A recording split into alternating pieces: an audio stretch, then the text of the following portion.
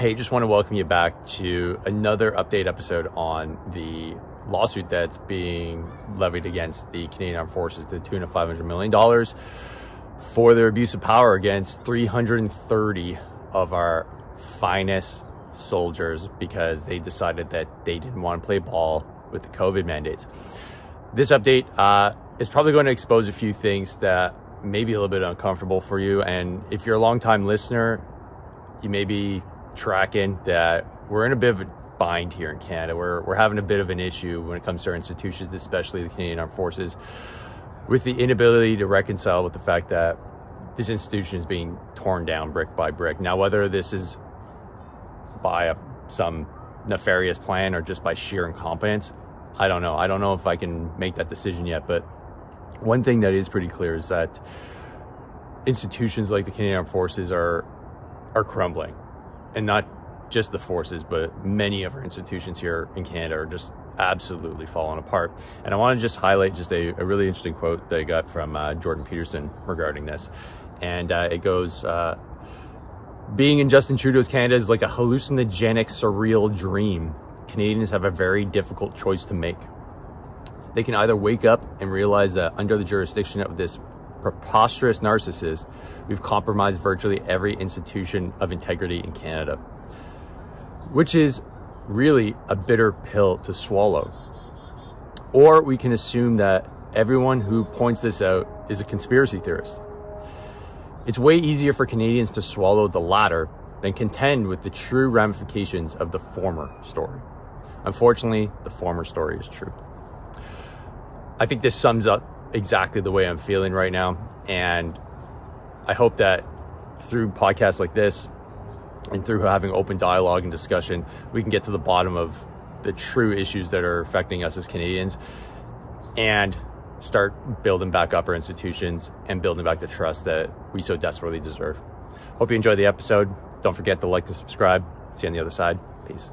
I hate t-shirts that get floppy in the arms after 10 washes. So that's why I created a bunch of t-shirts with high quality cotton just for you so that you can go to the gym and look fresh, sport some philosophy, and smash those PRs looking good. So you need to head to davemorrow.net/merch, grab yourself a hat, grab yourself a t-shirt, grab yourself a sweater, and support the cause today.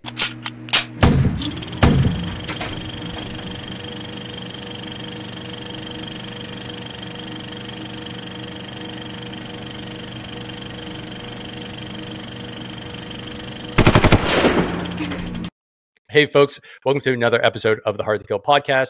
I'm chatting once again with Catherine Christensen and two former members of the Canadian Armed Forces, Eric Monnin and Evan McFatridge. The point of these conversations, again, is to put a personal touch to what happened during the COVID era, but especially for all those that had to leave their career that they loved because of the mandates. So these two individuals are part of the lawsuit, the mass tort that's been brought against the Canadian Armed Forces to the tune of $500 million. And we have the, am I saying it right, Catherine? Barrister? Like I said it before, you're a barrister, right? Good. Yes, I am. So, Catherine Christensen, who's the barrister that brought the lawsuit with her firm, Valor Law, against the Canadian Armed Forces. And she's going to give us some updates as to where the lawsuit is at and what the next steps are. So, folks, welcome to the podcast. Catherine, if we could start with an update as to where the lawsuit is at and where it seems to be going in your point of view. Well, we finally got a statement of defense from the Crown, although they haven't managed to have it officially filed with the court yet. So we'll see if he has to get special permission, because in my mind, he's late. But after waiting 3 months to finally see how they were going to defend against the 31 claims we've made, it was basically a cut and paste generic statement of defense. It doesn't even mention the National Defense Act. It doesn't mention any policies, any QR&Os, nothing military related was really in it, and basically said nothing happened and that the case should be dismissed. Yeah. Okay. Yeah. Interesting enough, they even fell on it was safe and effective. Wait, that was mentioned in the That's one of statement their of defense? That's one of their defenses. Well, that's interesting because, I mean, I read a briefing note that was published in 2021 that was submitted and the chief of defense staff read. And from his own medical staff, it never said that they were safe and effective because they knew they didn't have the data to prove that they were safe and effective, which I thought was kind of a bombshell type statement, because if they knew that it wasn't safe and effective, how are they pushing the fact that it was safe and effective? And now that's showing up in their own statement of defense. Is anybody talking to each other? No. I wonder if they have had a conversation, if the lawyers talk to his clients, because they did fall in the safe and effective. They're treating it as if it's a COVID lawsuit instead of the abuse of authority and the abuse of power lawsuit that it really is. And they said there were no privacy breaches. Yeah. Okay. Yeah. So I want to touch on that, but I also want to go back to the whole concept of the lawsuit. I think that's important to reiterate, especially if this is somebody's first time watching this update, as we've done two in the past. So if you are watching this for the first time, definitely want to go back and check the other two episodes that we've done, and even the initial episode that me and Catherine did where we were chatting about this lawsuit, because you mentioned it's an abuse of power lawsuit. And I think a lot of people get bent around the whole, well, this is a COVID thing and, believe the science. But this isn't that. If we eliminate the context of COVID, we're talking about abuse of power. And why was that important as part of your legal argument? Well, to start off with, I knew that I couldn't bring a COVID-19 lawsuit in Canada. I wouldn't even get in the door of a courtroom here. So I went outside the box, and I'd actually been watching the CAF for a while, and I was watching them do things that were abusive. But the problem was I'd have one or two people that could be easily discounted as disgruntled vets or bad apples, and they didn't have $500,000 to sue the Crown. So I'd been watching, and then when this happened, it was a perfect example, because in October of 21, out comes this directive, and then there's all these abusive things that happened to the troops after that. So I've got a really nice, solid timeline and event that I can now say, this is how the Canadian Armed Forces are treating their people. They're not following their own policies. In some cases, there was physical torture. Psychological torture is almost unfathomable of what they've done to people. So that's where I went. It was like, oh, we have a tort of public malfeasance, it's called. And that's where someone in a position of power in a public office abuses that power. So that's where it came from. Yeah. You're giving me my education in Canadian law, so thank you for that. I'm learning all kinds of new terms. It's great. Learning how things work or don't work, which has been great. And I think those that are listening to are starting to understand a little bit better that, if we want to take this as a thought experiment, when you commit abuse of power, it's abuse of power, regardless of what the context is. If you are going out of your way to publicly humiliate people, like our chief of defense staff did on the national news. Right, exactly. Or to not follow procedure to remove somebody from the Canadian Armed Forces without the proper steps that have been clearly outlined. And I had this conversation at like a bro level. The reason why we have so many pieces of QRNOs, DOEDs, directives is because essentially it is a cover your ass thing, because you're hiring people that traditionally back in the day didn't have any education. They might have been just pure savages, right? Like, so you have to have all these codes. Yeah, right off the farm. And you want them to go kill people. So you're going to have a certain level of, well, we need to be able to justify smashing them with discipline. So everything is codified.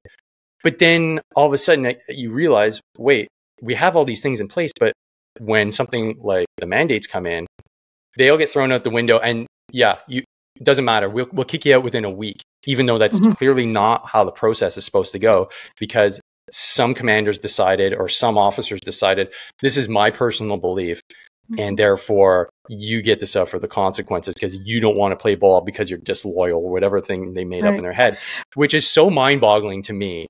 But it also exposes this dirty little underbelly of not just Canadian Forces, but Canada as in and of itself. Mhm. We also are questioning how much authority does the chief of defense staff actually have? Because if we take it out and say let's say it's not COVID. Let's say he came out with a directive that said pregnancy interferes with the operational effectiveness of the Canadian Armed Forces. Whether you're a pregnant member yourself or your spouse is having a baby and you get called back from deployment or training for the delivery, that all interferes with operational readiness. So what if the directive, instead of saying COVID vaccine, said every member of the Canadian Armed Forces has to be sterilized or you're being released 5F? Because that's what the Chief of Defense Staff says he has the authority to do, order a medical treatment. So if you take it out of, like, put COVID aside, put something else in there. That's frightening. So that's the question I'm asking the court to tell me. Okay. What kind of, like, are they allowed to do this in a voluntary military? And last I heard, democratic country. We'll see about that part, but Right. And an important question too, and this is the last one I'll ask, or the last statement I'll make before I move over to Eric, is this is something I see in the comments a lot. Well, you're a soldier. You took on the responsibility. You knew what you were signing up for. And if you get ordered to do something, you shut up and you take it and you follow those orders. Mm-hmm. Well, that's not the case, because a soldier doesn't abdicate any of their rights when they join. And so therefore we're not operating on the same frequency. If people believe that and troops believe that and the leadership believe that, but that's not the actual reality, like, how do we fix that? We need to better educate the troops about what their rights, because so many thought they didn't even have the right to sue while they were in uniform, which is not true. The other factor in it is that we need to teach them that a directive that implements administrative measures is not an order, because the actual order should have been under Section 126 of the National Defense Act, which can order a vaccine on the troops. But here's the caveat. Troops are allowed to say no under Section 126, and they have a potential to be charged, court-martialed, if they have what's called a reasonable excuse to a neutral person, which would be a judge advocate general. So a religious exemption, for instance, would be a valid reason. They're acquitted and they don't have to take the vaccine. But they weren't even given the option of a fair hearing. Their accommodation requests were already templated and pre-written. Many of them started remedial measures before their accommodation request was even started, let alone decided. So that whole process, the senior command steamrolled right over everything that they could have tried in order to say, well, we're within our power to do this. Mm-hmm. They ignored it, and they've never been called on it before. So that's what's happening now. Is if I do nothing else, I want commanding officers and senior command to take a moment and pause and think, can I get sued for this? Wow. Because that works in the medical field, and I'm bringing that to the cap. You're not exempt. You can be sued for making a bad order or treating your people badly. Wow. And I'm sitting here watching and waiting. Yeah, that's my hope is, not knowing lawyers really and how the judicial system works, it's definitely piqued my interest. And I hope part of this too also generates a new crop of lawyers that are there to hold government and abuses of power to account. Yeah, and we're so new to it in Canada, because our Constitution's only 40 years old. The Americans have been pushing back on their government for over 200 years more than we have. So I'm learning from our neighbors to the south. America, love it. Thanks, Catherine, for that update. So I'm going to move to Eric. So Eric, welcome to the podcast. And I want to talk to you first because I know you've got a brand new baby at home and it may need tending to. So Eric, why don't we start with, what brought you to this moment in time? So, what were you doing in a CAF, and then why are you now talking to a guy like myself about being released or releasing from the CAF now very recently? Okay. So now the career, just basically from 2019 on, essentially. Well, hey, All why don't you give us a little bit of context? Like, you're a pretty yeah. hard charger. Like, and Okay. I want to hear a little more too. So Okay. let's start like maybe if we go from why you joined and then a little bit of what your career was like. Okay. Yep. So I joined at in 2007. I was 19. I always wanted to try the military, so I did. I ended up on tour in 2010 with 1RCR Charles Company. Um, Came back a few years later. I component transferred to the ASIS Corps, is what it was. I did SIGs, lineman work. Along the way, I ended up getting the Medal of Military Valor for my actions in Afghanistan. Um, and then in 2018, I did another switch, like trade switch to finances, and found myself at 427 in Petawawa, and Softcom. And then near the end of my career, I was in ops at 427.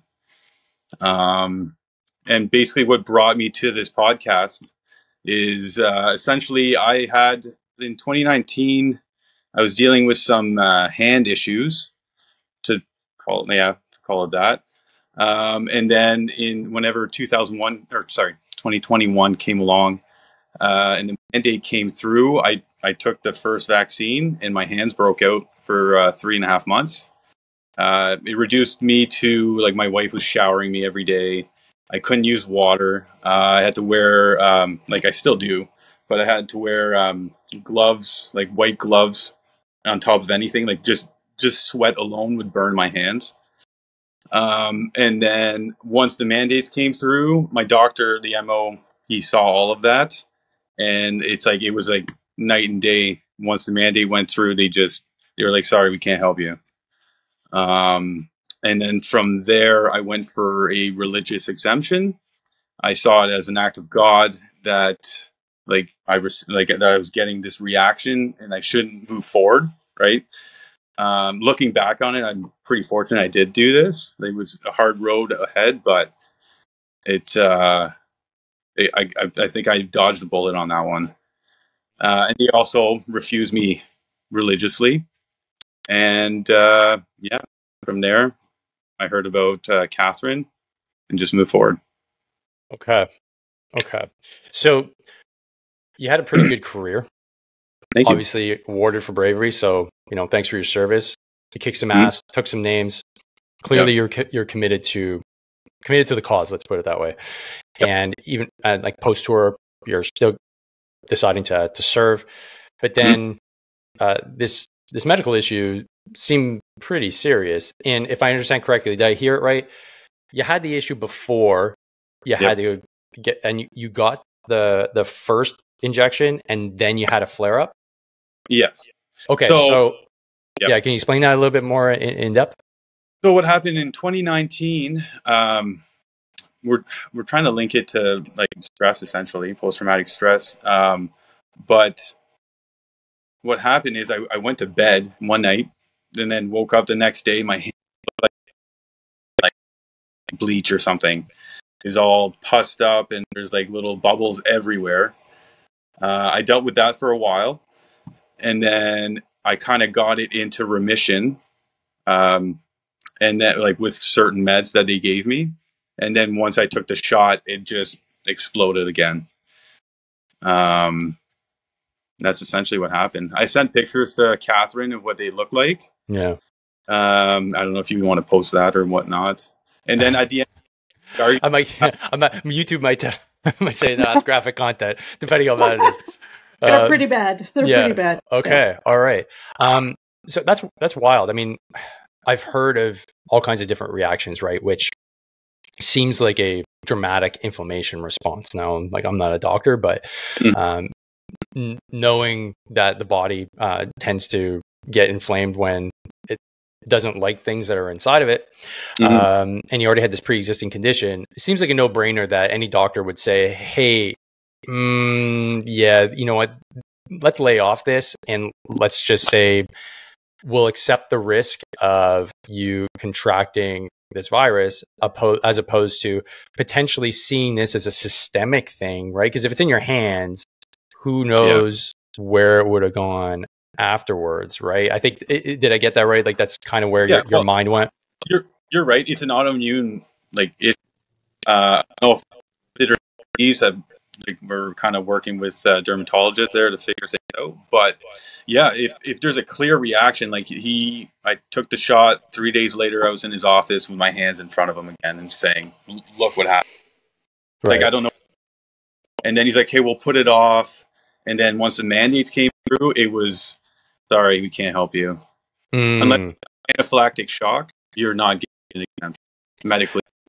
So you had two avenues of approach. You had a medical reason not to get it, but you also applied for a religious exemption. And so I'm curious to know, the religious exemption almost seemed like a no-brainer when I saw this coming out initially. I'm like, well, you can't really say no to a religious exemption because it's a religious exemption. I mean, that's all we talk about here in Canada is like, hey, we gotta respect our rights, and we gotta make sure that, you know, religious minority views or whatever kind of views are respected. But what was that experience like? Was it a shock? Was it kind of you know, did it hurt you morally that all of a sudden this organization, the Canadian Armed Forces, who seemed to have always had your back, now all of a sudden on a turn of a dime, it's like, no, we don't respect these things anymore. What was that experience like for you? So that was, to be honest with you, after like the medical side just shrugged me off, I kind of didn't expect any better. And that being said, like they're like, oh, okay, well, what's your proof of being religious and all that fun stuff, right? Everybody likes to play those games, which is kind of, you know, you have to put in your reasoning why and everything, and then it's basically judged from, you know, your chaplain or your padre, and then your CO. But yeah, like it was pretty disappointing. I was literally slated to go to the Lourdes pilgrimage, the Christian or the Catholic pilgrimage in France, the year like the pandemic hit.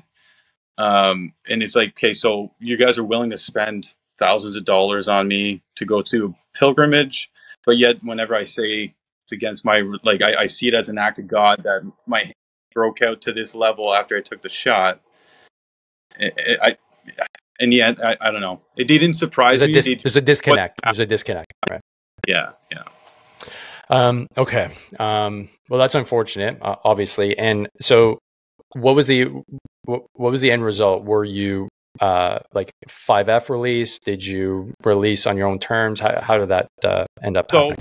So, in the end, I ended up pushing some more on the medical side, and the doctor ended up saying, we can maybe give you a 3B release under this, like your current or your past injuries that are still ongoing, essentially. And then he basically told me, if you didn't take the shot, I wouldn't be pulling for you right now. Like the only reason I'm doing this is because you took that initial shot and there was such a big reaction. He's like, I wouldn't be able to live with myself, essentially. Okay. Yeah. So there's a tiny bit of compassion there. So a little bit. It was contingent on having a shot though. Yeah. Okay. Yeah. Okay. Well, you know, glad that you're able to share that with us. I'll come back to you with a few more questions, but I definitely want to hear Evan's story as well. So Evan, welcome to the podcast. And I want to ask you the same questions. What was your reasoning for getting into the forces, and what was your career like, and then what led you to chatting here in the podcast? Yeah, so similar story to Eric's. I joined the military right out of high school. I actually had a bit of trouble getting in. It took me about a year and a half to get into the military. I had to prove that I didn't have asthma anymore, and I had to prove I didn't have allergies anymore. They luckily all went away. I had childhood of those things. I was kind of annoyed when I did get in because I seen other people in the military with puffers and EpiPens and whatnot, and I'm like, that was like right away. I'm like, there's exemptions for this kind of medical stuff. I was like, all right. So I got into the military, 20 years old or whatever it was, and I was just like a lot of people. from where I came from. I was from a small town in Newfoundland. So not much job prospects, go to university, get some debt or whatever. I'm like, oh, I'll join the military, see the world, get a good trade. So joined in 07, and it took me a couple of years to figure out what trade was the right fit for me or whatever. But after a few years, I was a sonar operator in the Navy, and then I became based out of Halifax after I did my training, and then I stayed there the rest of my career. So I did 15 years altogether, just about, and I did two tours, both on the same ship. Ironically, I did the 2 tours on the HMCS Toronto.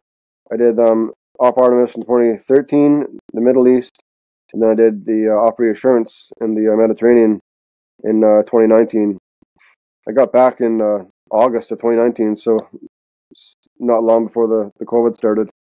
But it really pissed me off because my career was actually just taking off. It was getting good. As I thought of it, like I had just got promoted after that deployment, and I got promoted in February of 2020, and then I got so I was a master seaman at that point. I got sent to the fleet school in Halifax to teach the new recruits, like the new sonar op QL3, the entry level course. So once I got acquainted with being an instructor and got my legs under me, I enjoyed it. I liked being an instructor, teaching students, passing on what knowledge I had, and being any kind of help that I could be for the sonar op trade and just the Navy in general. New people always have lots of questions, so I really loved my job. I wasn't. I was really someone who just loved being in the military. Like I planned to do my 25 years, and there was a lot that I did.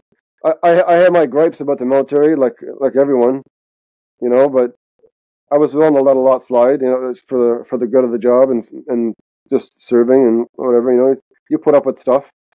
But yeah, I was always one to put my head down and do my job. I was very committed. People would tell you that, like I was a very honest guy. I do a hard day's work every time. And then anyway, so 2020 comes along. This COVID stuff happens, and we're locked down for like half a year. I'm like, oh, that's fine, My wife was pregnant at the time. Our daughter was born in July of 2020. So right at the height of things. That was weird. At least I was able to be in the delivery room. So they gave me extra time to stay home with my daughter and my wife, and so that was nice of them. And then back to work, and it was the weird stuff with the masks and all the precautions and stuff. But I'm like, whatever, I didn't like some of it, but it was what it was. I just did what I was told and did what I had to do. And then the vaccines came out, and it was like any other vaccines. Like, as far as when you deploy, you got your vaccine parade or whatever. Like maybe you don't want to take it, but everybody shows up to their appointment, so talk to the nurse or whatever. So I wasn't going to take it from the beginning. I didn't see the COVID as something that I wanted to take a vaccine for. So I went to my first appointment. Don't want it, thank you. Walked away. Everything for me was very seamless all along. It was weird when I hear some of the stories other people tell. So I went to the first appointment. No thanks. Just sign here. You can go out that door. No one wanted to talk to me or sit down for half an hour to make like you'd got it or any of that stuff. So I go. Another however many months go by when round 2 is coming up. Same deal.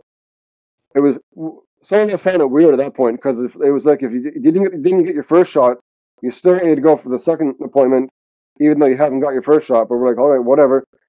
So into the appointment, same deal. I'm like, no, I didn't get the first one. I don't want it. I don't want it now. So they said, okay, you can go, no problem. So there's no problems. And then over the course of the summer of 21, August, September, there was rumblings about mandate for the military. Everybody was getting mandated. It seemed the military was like the last frontier. They had the federal election talking about mandates. So the mandate comes in for the military, and I'm like, well, I don't want this. I didn't know what I was going to do, but I knew I still didn't want it. And so they threatened like leave without pay, like you already heard. And I'm like, they can't just put you on leave without pay. I'm like, so I was still at that point. I was like, I'm just going to sit back, do my job, and until someone tells me to do something, I'm not going to say anything. So that's what I did.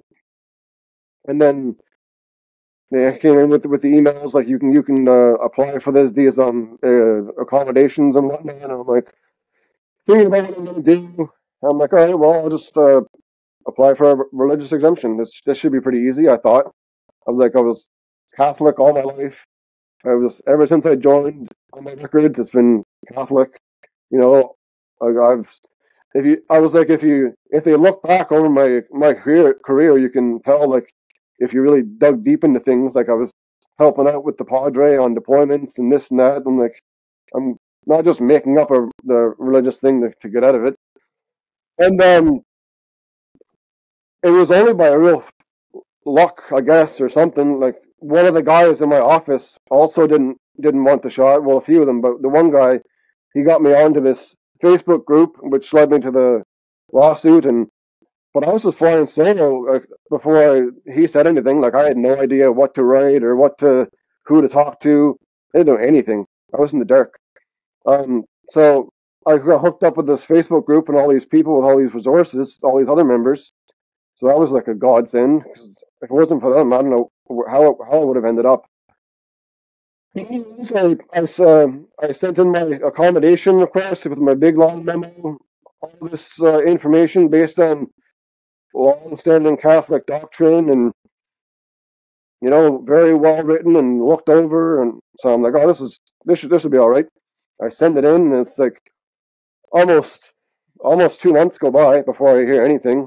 So I'm called them one day, and here's your accommodation request. And the response, Rear Admiral, I believe at the time, Topshe, and the West Coast was the guy handling everyone, all the fleet school's accommodation requests.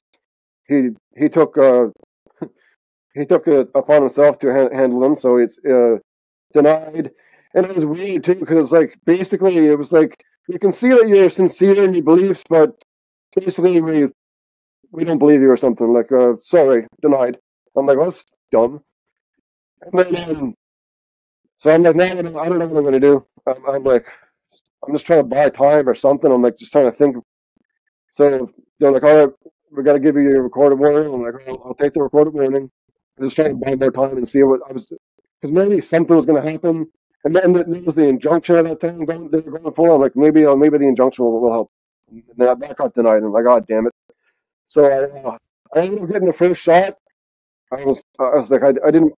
It was so bad too. I knew I was doing something I didn't want to do. So I got the first shot and just sitting there in the pharmacy. They let me go and get it city side.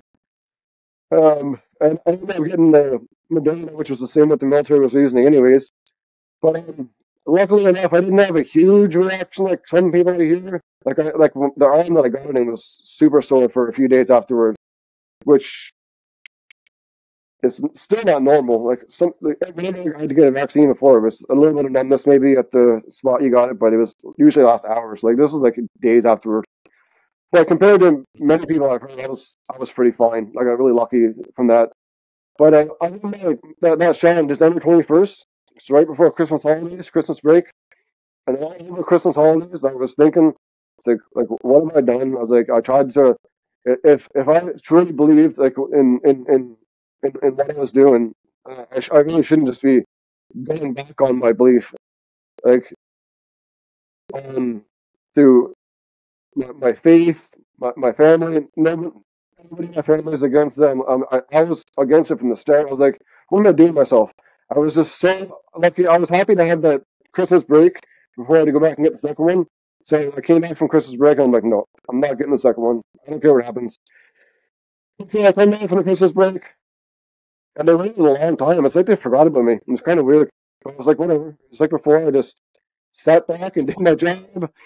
I'm still teaching the whole time, which was, I found that I was pissed off about that too, because there were people in the backyard being treated very poorly, not allowed to go to work, and all these other stories. But I'm just perfectly fine the whole time to just teach in the class with just like normal, unvaccinated or now single vaccinated or whatever. And so the time comes like, oh yeah, did you get your second shot? And I'm like, oh no, I didn't get it. And they're like, oh, we're gonna give you your whatever the next thing was. Anyways, I can't remember the next administrative measure. I'm like, all right, let's do it. And actually, it was just before that. I was like, yeah, I'm just gonna leave. So I put in my voluntary release. I headed to my boss. It was pretty good relationship with him. He's like, oh, sounds good. He's all supportive. He's like, good for you, type of thing. So I put in my release memo, and then it was kind of lined up to kind of the same thing when the paperwork was going through with that. The paperwork came through for my whatever it was called, I forget, for to give me the 5F, and they're like, oh well, it was kind of like since you're releasing anyways, we'll just stop your admin measures and we'll just put your release through. And they're like, oh, how much release do you want? And I was like, I don't know, I was like, I'll stay the 6 months if you want. I'm like, I just want out of here, out of this stuff. And then when the release memo came back approved, it was like, well, the CEO says that 30-day release. Apparently, if you were releasing for COVID reasons, it was 30-day release at that point. And I was like, well, damn. Okay, I guess I'm out of the month then. And at that point, it was like I was invisible as far as like they gave me the time off to do my release paperwork and all that type of thing. But right. I don't think I had any help as far as you should contact like your pension office to talk about this. You need to do these forms. You need to do this and that. Oh. So I actually lost out on at least $30,000 from my pension, my transfer value, because I didn't have my paperwork put in on time and got back, and I had to. It got all screwed up. So by the time that I got my transfer value all put through, like it had dropped like so much that if I would have got it through on time, which I could have if I knew what to do, I would have made more money. So I was pissed off about that. And I didn't know half the things I was entitled to for Veterans Affairs. Nobody contacted me until like a month after my release. So I'm like, I wasn't planning to release prior to that. So I had no plan. Right. I was broke. I was almost going to miss a mortgage payment, but my luckily a hearing claim came through, and I was able to pay my mortgage and get by for a little bit. And then when I finally got hooked up with Veterans Affairs and a caseworker, they told me that I was eligible for the income replacement benefit. So I was getting paid for a couple of years while I went through some medical issues, other than the COVID stuff, like from like service related. So I was thankful for that. Extremely lucky. So it wasn't just like drowning in debt as much as I would have been. But right. Yeah, so it's just like 30 days and you're gone. See ya. We don't care. It's like so if I can just interrupt you there, so essentially, you didn't get sent to the transition center, which is standard. 30-day release. A signature. That's it. Like, right. Now, as a reservist, I'm a bit ignorant to the release process for the Reg Force, but I did work at National Defense in the transition process. 30-day release is usually not something that is typical, if I understand correctly, because the idea was, having worked at transition, you go to a transition center, and the idea is to keep you actually in, because they want to say, hey, maybe you just need some time to kind of cool your heels, and we'll re-roll you into a different trade. But at the end of the day, you're supposed to get every bit of information that you're supposed to have when you leave a big government organization that has a pension, that has a transfer value, that has like Veterans Affairs, that has everything like that. Because then, like you said, you're kind of out in the wind if you don't know that. I mean, my personal experience isn't the same as yours, but I was clueless, right? I didn't recognize that there was a whole bunch of benefits that I was missing out on.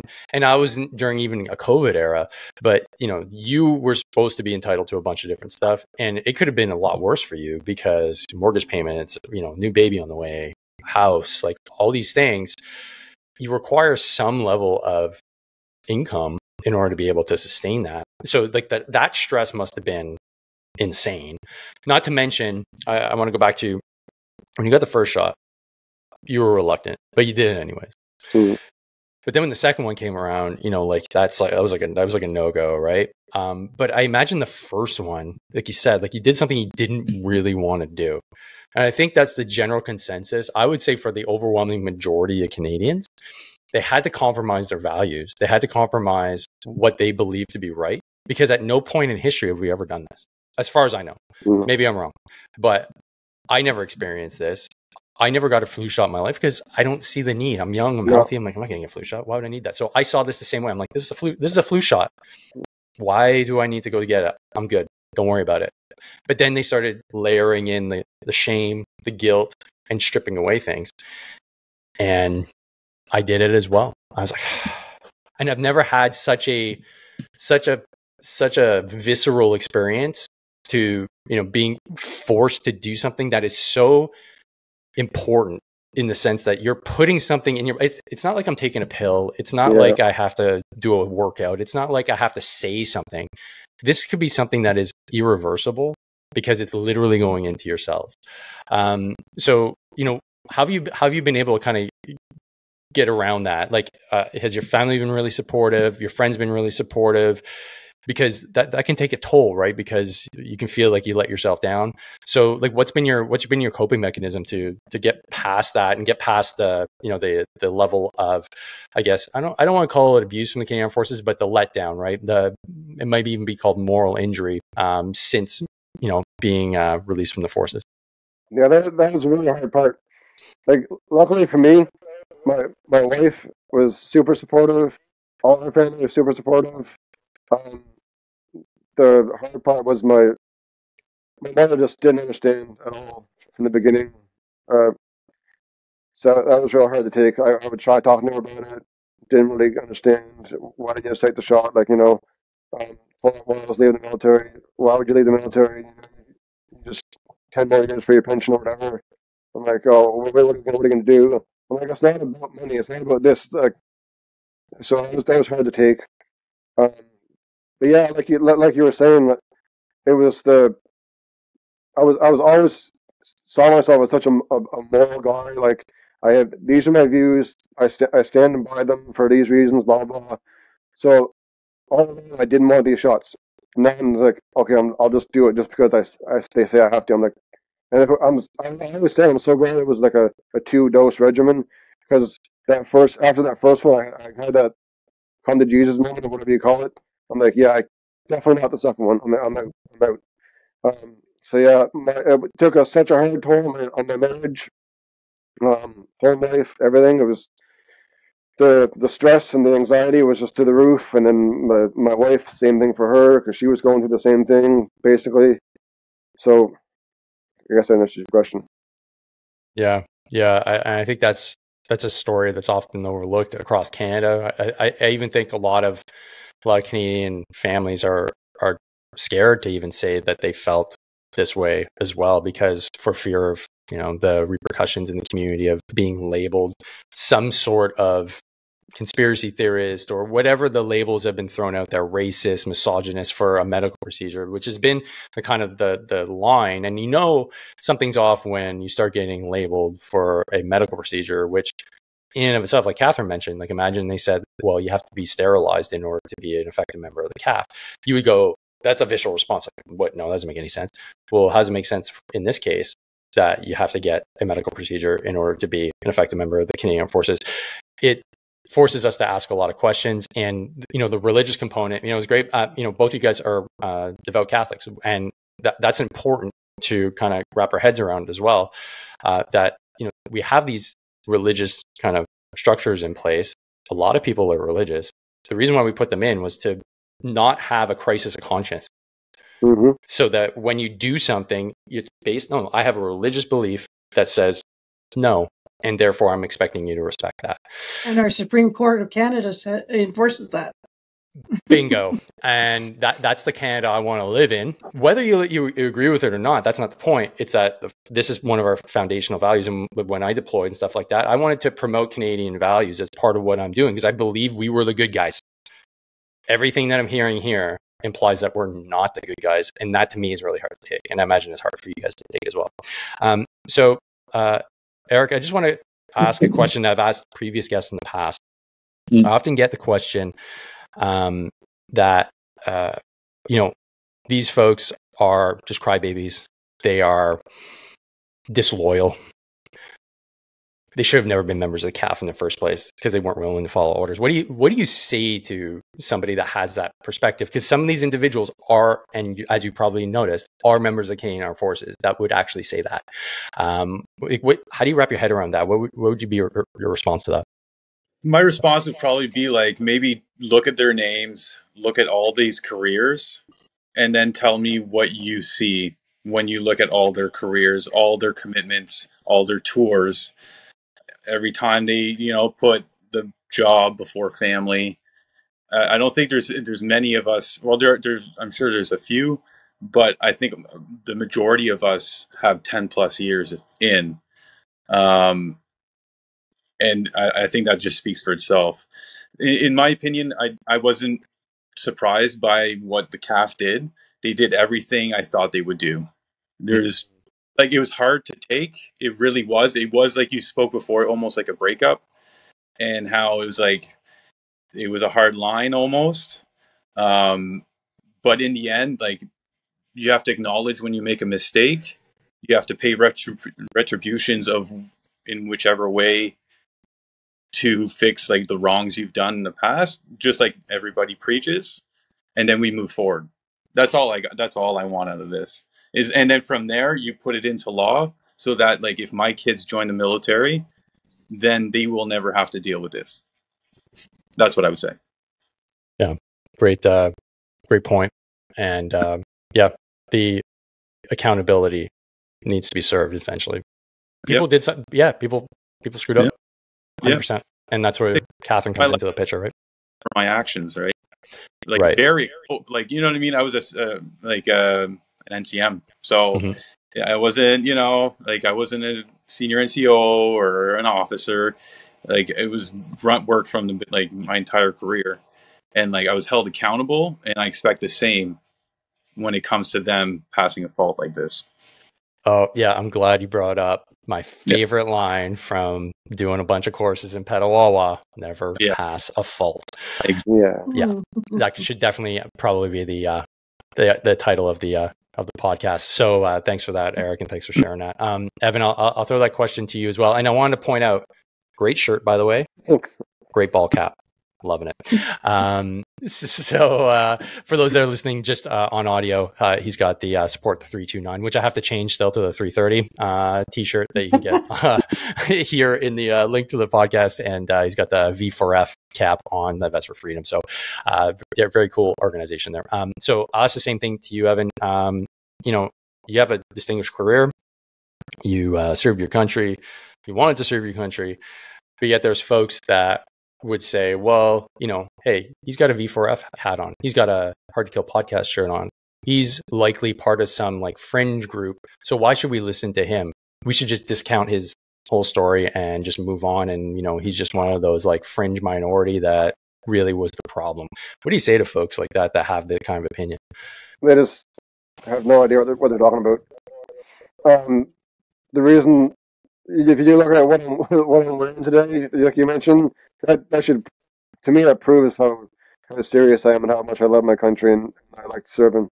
If I was a vet that didn't give a damn about the military, really, and it was just a job for me, I wouldn't join V4F. I would just say, screw it, I'm done. I'll just do whatever. Who cares? About the loyalty.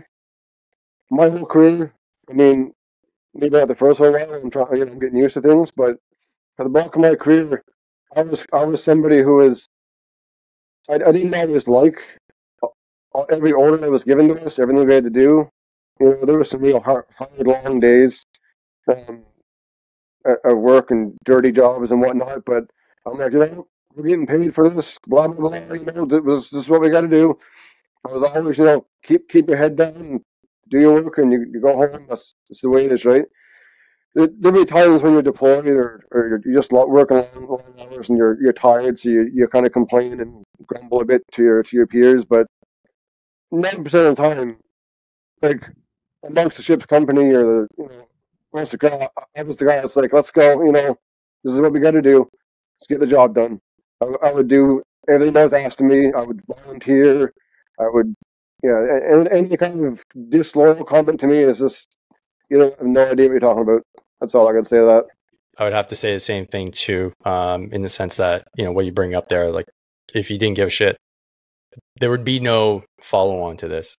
There wouldn't, because ultimately, and this is the same thing that I believe as well, and it's the reason why I do what I do. I fundamentally love this country, and the Canadian Armed Forces, as much as it pissed me off and it hurt me, it made me the man I am today. So I have that yin and yang going on.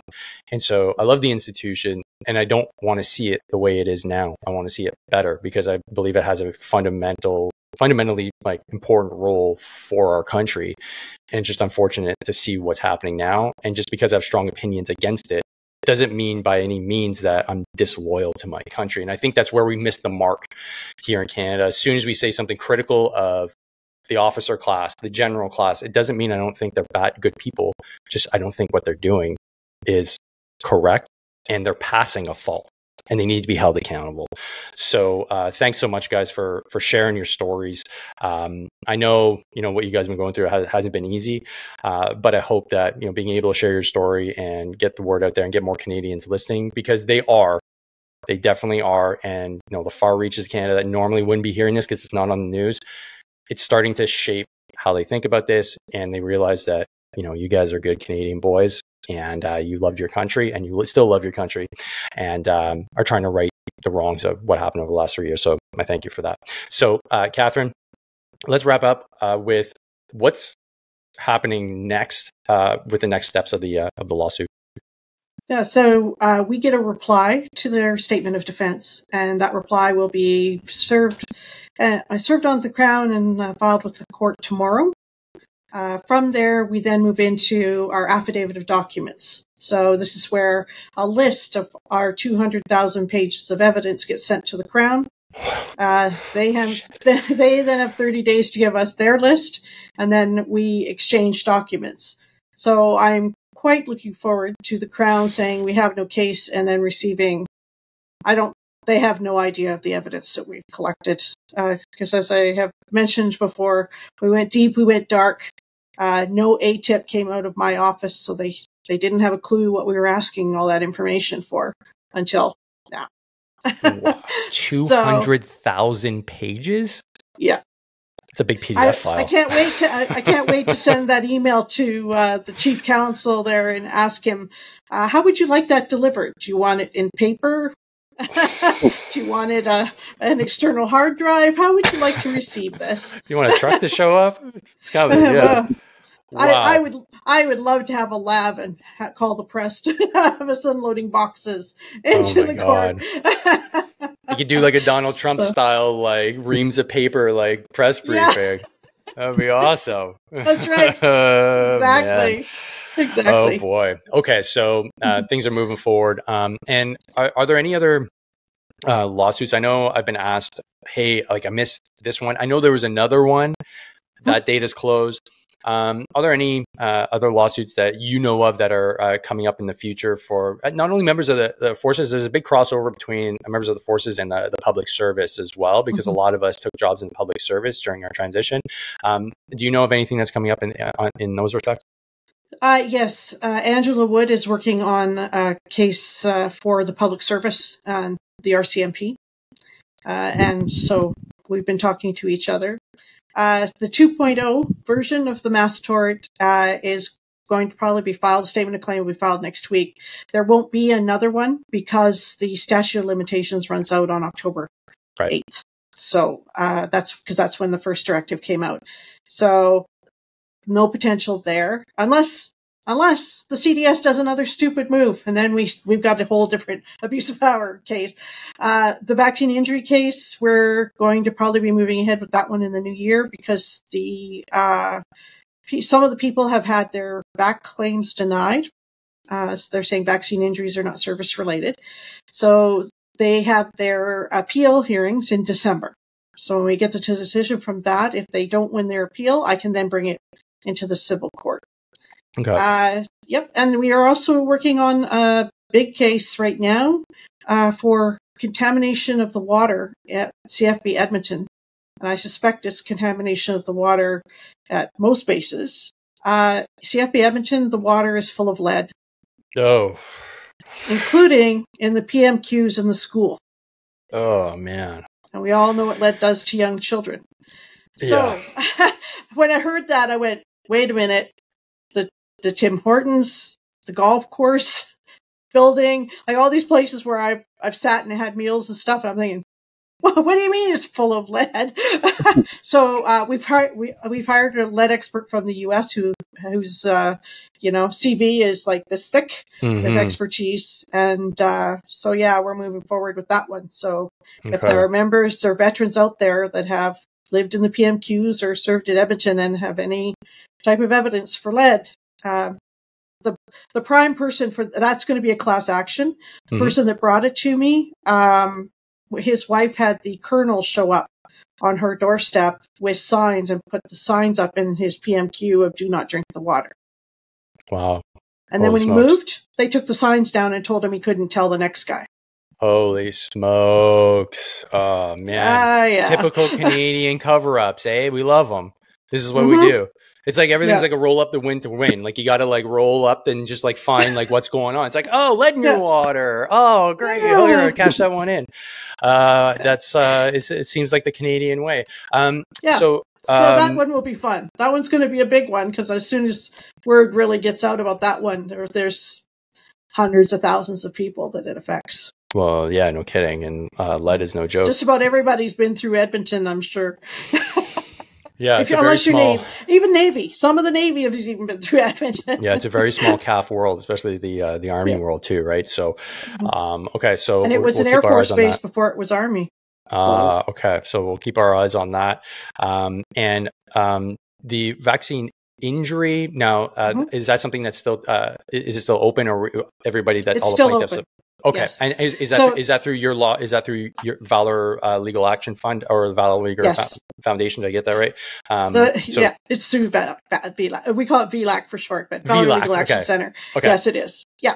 Okay. Yeah. And so basically, because of the court would require us to go through the whole Veterans Affairs process before they'll allow us to bring it. So I'm waiting for that. I have several people with vaccine injury stories that, add to the white in my hair when I read them. Oh, okay. And that includes those that were including injured. Eric. Gotcha. Okay. So, and that includes injury and mortality as well? Yes, I do have estates. I'm representing some estates for that. Yes. Okay. And I'm representing some people who will probably not survive to see the lawsuit filed. And their estate, they've made arrangements for their wives to continue. That's awful to hear. On their behalf. Yeah. That's awful to hear. Okay, so on that somber note, I think we'll wrap this one up. We'll drop all the links in the show notes as per normal, and anybody that wants to get a little bit more information on your Valor Legal Action Fund, VLAC. Valor Legal Action Center. I keep on saying fun, but they can head over there, and you can definitely reference all the past episodes as well. And don't forget, folks, to share these with your friends, share these with your family. It's important to get this message out because, as we know, social media is not posting Canadian news content anymore, and not to mention mainstream media is just not covering this story whatsoever. So make sure that people in your network know what's going on and just give them a heads up like, hey, did you know? And there we can start the conversation. So thanks, folks. Thanks, Catherine. Thanks, Eric. Thanks, Evan, for being great guests yet again and sharing your stories. And folks, don't forget, train hard, fight easy. See you on the next one. Peace.